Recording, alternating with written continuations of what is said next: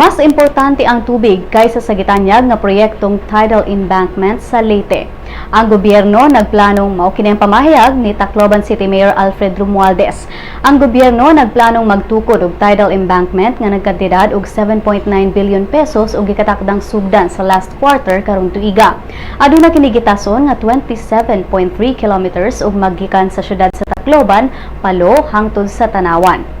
Matud ni Tacloban City Mayor Romualdez nga wala siya musupak sa maong proyekto apan kung siya ang pasultion, mas importante ang tubig nga gamiton alang sa mga pamilyang nagpuyo karon sa relocation sites human maguba ang ilang mga balay atol sa pag-igo ni Bagyong Yolanda ni adtong 2013. Matud niya nga ang mga residente nagdawat og tubig gikan sa mga atabay ug sa rasyon gikan sa city government. Hangyo sa mayor ngadto sa gobyerno nga hunungon usa ang proyekto ug sulbaron ang problema sa tubig.